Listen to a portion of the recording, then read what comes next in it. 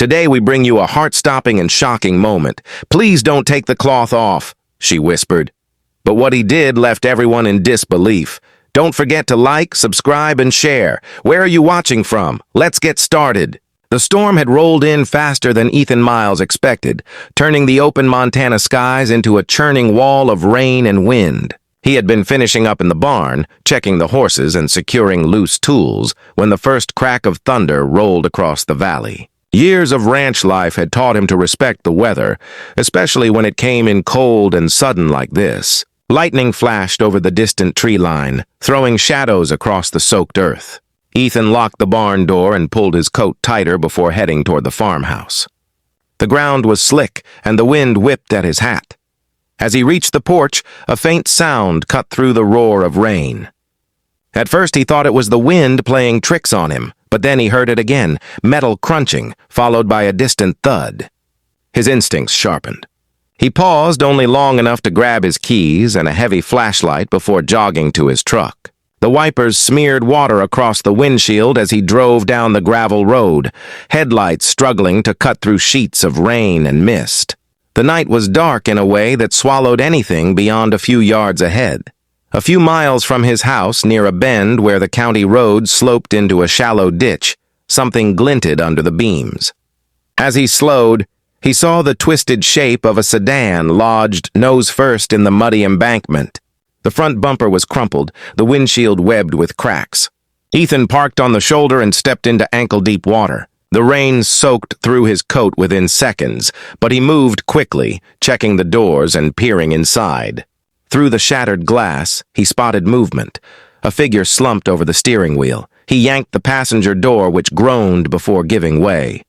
The woman inside was drenched, her hair matted to her cheeks, her breathing weak and uneven. There was a faint cut along her hairline and a deeper bruise on her temple. Without wasting time, Ethan slid his arms under her and lifted her gently out of the wreck. She stirred once, mumbling something he couldn't make out, but her eyes never opened fully. He carried her to the truck and laid her across the back seat, tucking his coat around her as best he could before driving carefully back up the road. By the time they reached his ranch, the storm had intensified. Thunder rattled the windows as he carried her inside, straight to the guest room down the hall. The room was simple, an oak-framed bed, a small dresser, and a quilt his mother had made years ago. He set her down and quickly lit the lamp on the nightstand, its glow casting soft light across her pale face. Her clothes were soaked through and mud streaked her sleeves. He noticed then a floral-patterned cloth wrapped tightly around her left forearm, tied in a knot that looked improvised but deliberate. He fetched towels and a clean blanket, then returned to find her shivering despite the warmth of the room. As he draped the blanket over her, she stirred again, her lips parting slightly. Her voice came out in a breathy whisper, barely louder than the rain against the windows. "Please, don't take the cloth off!" The words froze him mid-motion. He hadn't touched the cloth, not yet, but something in her tone, urgent, frightened, made him pause. He watched her eyes flutter open only for a moment, before she drifted back into exhaustion. Ethan's practical side told him she likely had a wound under there that needed attention. The cloth was stained darker in places and the knot looked too tight. Still, he wasn't about to ignore what she said. He stepped back slowly, setting the towels on the chair near the bed. "All right," he murmured, though she was in no state to hear him. "I won't touch it." He stood there for a long moment, the storm's rumble filling the silence. Something about her presence felt heavier than a simple accident. He left the room quietly and went to the kitchen, where he set a kettle on the stove. While the water heated, he kept glancing toward the hallway. It wasn't like him to bring strangers into his home, especially not without answers, but leaving her in that wreck would have been unthinkable. He found a set of worn flannel clothes his sister had left behind during a visit months earlier. They might fit her until he could figure out more. The kettle whistled softly, and he poured the hot water into a mug, dropping in a tea bag and letting the steam rise. When he returned to the guest room, he set the tea on the small table by the bed. She was still asleep, her breathing shallow but steadier than before. He placed a folded towel nearby and stoked the fire in the wood stove across the hall. The warmth crept through the house, though the wind still howled outside. Every so often, he checked the clock on the wall and listened for the sound of tires on gravel, half expecting someone else to appear out of the darkness. But the road remained quiet. The longer he watched her, the more questions formed in his mind. Who was she? Why was she out on that road alone during a storm? And why had she reacted with such fear at the thought of the cloth being removed? Ethan was a man used to solving problems with his hands, broken fences, sick horses, mechanical failures. But this was different. This was layered with something invisible, something that followed her even in unconsciousness. Her brow furrowed occasionally, as if she were stuck in some silent memory she couldn't escape. Hours passed, and the storm slowly began to ease. The pounding of the rain softened, replaced by a steady drizzle. Ethan stayed awake in the armchair outside the guest room, boots still damp, hat resting on his knee. He watched the flicker of the firelight dance along the hallway walls and kept an ear tuned for any sign of her waking. When she did shift at last, it was with a soft gasp, as though pain had pulled her from sleep. He didn't rush in, but he stood and waited by the door, giving her space and time. Her voice floated weakly through the quiet.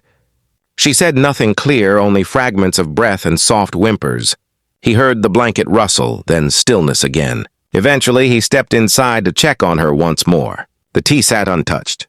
Her skin looked less pale, but the cloth around her arm remained damp and dark in the middle. He resisted the urge to untie it. Her earlier words lingered in his mind, hard to ignore. Whatever secret lay beneath that fabric, it was tied to more than just injury. And in that moment, Ethan knew his night had only just begun. Morning came slowly, crawling through the clouds that still hovered over the valley. The storm had passed, but the land outside remained drenched, the air thick with the earthy smell of wet soil and pine. Ethan hadn't slept at all. He'd spent the early hours checking on the livestock, fixing a loose shutter, and clearing a fallen branch from the pasture gate.